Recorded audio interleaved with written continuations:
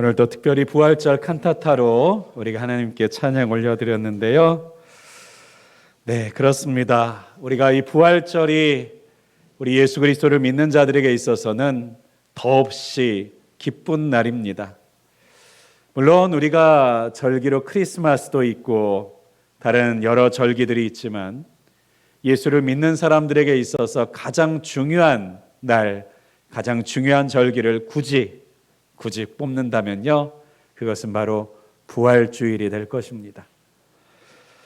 무엇보다도 예수님께서 우리를 위해서 당하신 고난의 십자가는 우리의 모든 죄를 해결하시기 위한, 사하시기 위한 예수님의 십자가였고, 예수님의 다시 살아나심도, 그 살아나심은 예수님만의 살아나심이 아니라 우리를 다시 살리신 예수님의 놀라운 은혜요, 기적이기 때문입니다. 그래서 예수를 믿는 사람이라면 부인할 수 없고 부정할 수 없고 날마다 고백해야 될 것이 예수 다시 사셨다, 예수께서 나를 위해 다시 사셨다 고백하는 신앙의 고백인 줄을 믿습니다. 우리 늘빗의 모든 성도님들이 이 고백이 부활주일에만이 아니라 우리의 삶의 전체를 감싸 안는, 그리고 우리의 모든 삶을 덮는 신앙의 고백이 되실 수 있기를 주님의 이름으로 간절히 축원드립니다. 그렇습니다. 예수님의 부활은 예수님만이 다시 살아나셨다는 고백이 아닙니다. 로마서 8장은 특별히 우리의 신앙과 믿음에 대한 내용을 잘 정리해주고 있는데요. 특별히 로마서 8장 11절에 예수님의 부활에 대해서 이렇게 우리에게 설명해주고 있습니다. 예수를 죽은 자 가운데서 살리신 이의 영이 너희 안에 거하시면 그리스도 예수를 죽은 자 가운데서 살리신 이가 너희 안에서 거하시는 그 영으로 말미암아 너희 죽을 몸도 살리시리라. 아멘. 그러니까요, 우리는 죽고 끝나는 인생이 아니라는 것입니다. 우리가 사망이라는 것이 있고 죽음이라는 것이 있어서 이 세상 모든 사람들이 그 사망을 향해, 죽음을 향해 달려가고 있고, 그 죽음이면 우리가 가진 모든 것이 끝난다는 생각을 가지고 살아가고 있지만, 예수님의 부활을 믿는, 예수님의 부활을 통해 우리를 다시 살리신 그 은혜를 알고 그 은혜를 믿고 그 은혜 안에 사는 이들에게는요, 우리의 죽을 몸을 다시 살리시겠노라고 하나님께서 우리에게 약속하셨다라고 하는 것입니다. 여러분, 그런데요, 예수님이 왜 죽은 자 가운데서 다시 살아나셨을까요? 우리가 흔히 예수님께서 죽은 자 가운데서 살아나셨다라고 하는 이 말씀을 사람들에게 하면 사람들에게 조롱받기 쉽고, 그런 게 어디 있어? 라고 하는 말을 듣기 쉽습니다. 그래서 그럴까요? 우리가 예수 믿으면 좋아, 예수 믿으면 행복해, 예수 믿으면 잘 살아 라고 하는 말은 해도요, 예수 믿으면 다시 살아, 예수 믿으면 영원히 살아 라고 하는 말은요, 쉽게 잘 하지 않습니다. 받아들이는 사람들이 그것을 믿지 않을 것이라고 우리가 생각하고 그것에 대해서 거절하는 마음을 갖고 있다는 것을 우리가 알고 있기 때문이죠. 그래서 그럴까요? 이건 미국의 통계긴 합니다만 교회를 다니는 성도들 중에서 죽음과 부활에 대한 설교를 하면요, 그것을 듣고 받아들여서 의미 있게 자기의 삶에 적용하는 사람들이요, 통계적으로 10% 이하라고 합니다. 그러니까요, 나머지 90%는 그 설교를, 그 말씀을 어떻게 듣는다는 거예요? 무시한다는 거예요. 그냥 부활절이니까 목사님이 하는 얘기다라고 생각하고 듣는다는 것이고, 한편으로는 그 마음에 이런 생각을 갖는다는 거예요. 왜 교회에서 저렇게 못 믿을 말을 하고 그래? 때로는 조롱한다라는 것입니다. 요즘에도 저런 거를 믿는 사람이 있어 라고요. 그러나 우리가 교회 안에서 믿을 만한 것, 받아들일 만한 것, 그리고 우리가 그럴듯한 것만 듣고 받고 믿는다면 그것은 믿음이라고 말할 수가 없지요. 예수님께서 왜 십자가에서 죽으시고 우리가 믿을 수 없는 다시 살아나시는 기적을 우리에게 보여주셨는가요? 그 이유는요, 예수님이 하신 모든 말씀이 믿어지도록 이 기적을 우리에게 보여주셨다는 거예요. 여러분, 죽은 자가 다시 말씀하신 대로 살아나셨다면 우리가 다른 말씀들 못 믿을 것이 뭐가 있겠습니까? 우리가 눈으로 보지 못하는 수많은 예수님의 약속과 하나님의 나라에 대한 역사와 그 기적들에 대해서도요, 또 예수님께서 우리를 위해 다시 오실 것이다 라고 하는 이 약속도요, 죽은 가운데서 다시 살아나신 예수님의 그 사건을 믿는다면, 믿어진다면 우리가 못 믿을 것이 무엇이 있겠습니까? 천지를 창조하신 하나님의 창조하심을 우리가 믿을 수 있다면 그 하나님이신 예수님께서 다시 살아나시는 것은 왜 믿지 못하겠습니까? 하나님이신 예수님께서 우리를 위해 이 땅에 오셔서 우리의 죄의 값을 대신 지불해 주시기 위해서 십자가에 달려 죽으셨다라고 하는 이 사실이 예수님이 죽은 자 가운데서 다시 살아나셨다는 것을 믿을 수 있다면 왜 믿지 못할 사건이 될 수 있겠습니까? 그래서 예수님께서는 죽은 자 가운데서 다시 살아나셨고 이것을 분명한 사실과 역사적인 증거들로 우리에게 보여주셨습니다. 우리의 논리와 우리의 생각과 의학적인 소견과 우리의 상식으로는 받아들이기 어렵지만 예수님은 다시 살아나셨습니다. 그리고 그 살아나신 것이 예수님이 기적을 베푸실 수 있는 대단한 분, 특별한 분, 능력이 있으신 분인 것을 드러내기 위해서 다시 살아나신 것이 아니라 우리를 위해서 우리가 다시 살아나게 될 것을, 예수님처럼 다시 부활하게 될 것을 우리에게 알려주시려고, 보여주시려고 바로 부활의 첫 열매가 되셨다는 사실을 여러분 믿으실 수 있기를, 믿어지실 수 있기를 주님의 이름으로 간절히 축원드립니다. 그렇습니다. 우리 하나님께서는 예수님의 부활을 우리의 믿음과 신앙의 가장 중요한 자리에 두셨습니다. 그 이유는요, 바로 예수님의 이 부활이 죽음을 이기고 승리하시는 부활이었기 때문입니다. 여러분 생각해 보십시오. 세상의 어떤 영웅도 어떤 위인도 죽음을 이긴 사람이 있는가요?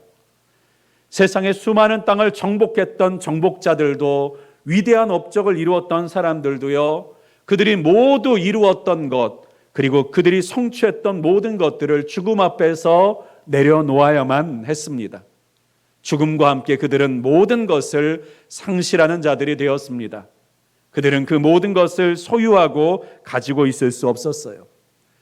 그래서 유명한 알렉산더의 예화처럼 그 죽을 때 자신이 아무것도 가지지 못하고 간다는 사실을 사람들에게 알려주고 싶어서 어떻게 했다고 해요?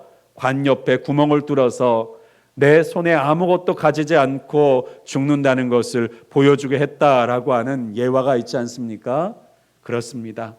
인류 역사 속에 인간은 죽음 앞에서 헛되어졌고 무의미한 인생처럼, 허무한 인생처럼 그 마지막을 맞이할 수밖에 없었다라고 하는 거예요.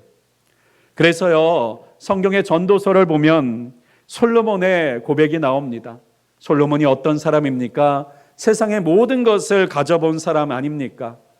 세상에 소유할 수 있는 모든 것을 소유해봤던 사람이 아닙니까? 놀라운 업적을 이루었던 사람이 아닙니까? 하나님을 위한 성전을 건축했던 사람이 아닙니까? 그런데 그 솔로몬이 자신의 고백이 이런 고백을 합니다. 전도서 1장 2절입니다. 전도자가 이르되 헛되고 헛되며 헛되고 헛되니 모든 것이 헛되도다. 해 아래서 수고하는 모든 수고가 사람에게 무엇이 유익한가? 왜 이렇게 허무주의자가 되었을까요? 그 이유는요, 자신이 영원하지 못한 존재라는 것을 깨달았기 때문입니다.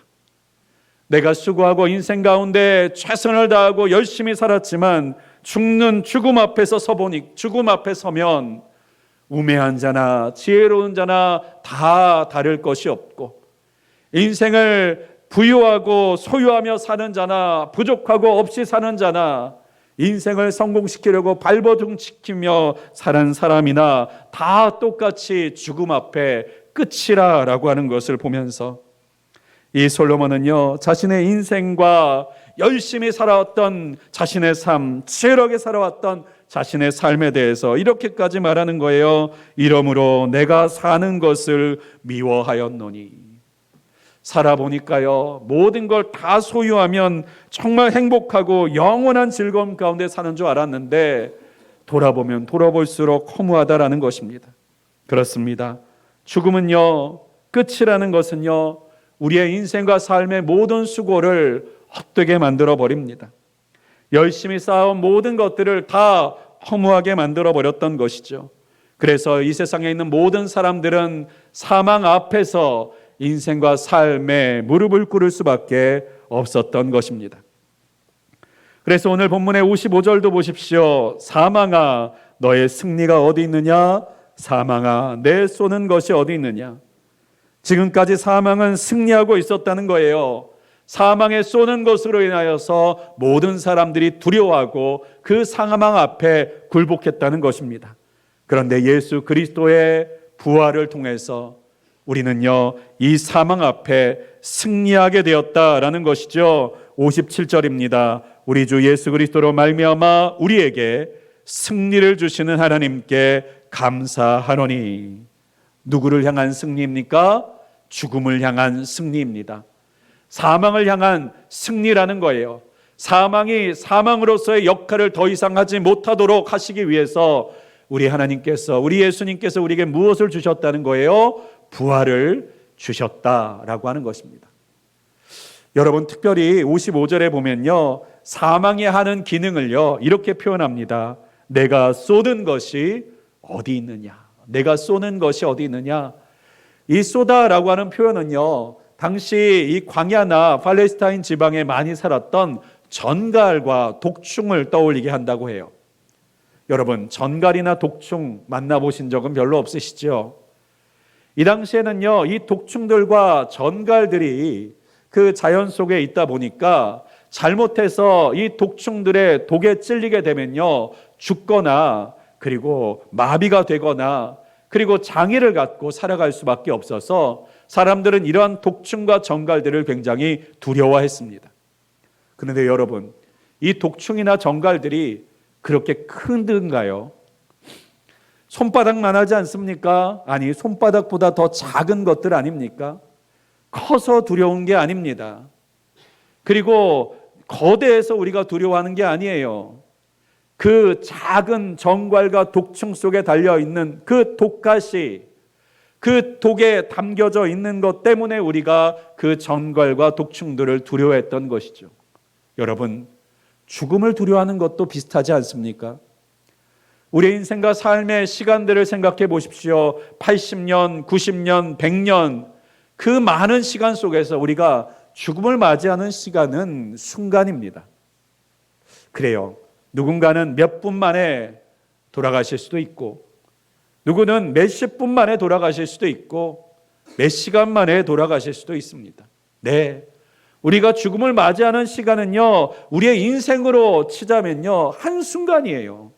그런데 우리는 그 한순간을 평생토록 두려워하면서 살고, 그 한순간을 평생토록 염려하며 살고, 그 한순간의 허무함을 평생토록 품고, 그 아쉬움과 그 허무함을 채우기 위해서 평생토록 마치 소금물을 움켜 마시는 것처럼 인생과 삶을 어떻게든 채워보려고, 그 죽음의 두려움과 공포와 허무함으로서 벗어나 보려고 수많은 것들을 수고하면서 땀 흘리면서 애쓰면서, 죽으면 어쩌면 다 쓸모 없어질 것들을 구하기 위해서 수고하면서 살아가고 있지는 않습니까?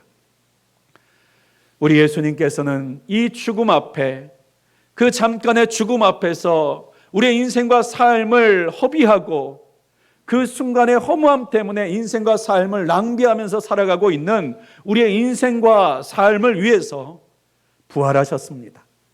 그리고 그 사망을 승리하게 하셨습니다. 그래서 우리를 어떻게 살게 하십니까? 그 사망에 종된, 사망에 노예된, 사망에 묶인 인생으로 사는 자가 아니라 영생을 살아가는 자, 또한 우리의 수고가 주 안에서 헛되지 않은 것을 알면서 매일매일의 삶을 사망을 위해서가 아니라 하나님 앞에서 온전하게 선하게 살아가도록 우리의 인생과 삶의 새 의미를 부여해 주셨다는 사실을 여러분 꼭 믿으실 수 있기를 간절히 소망합니다.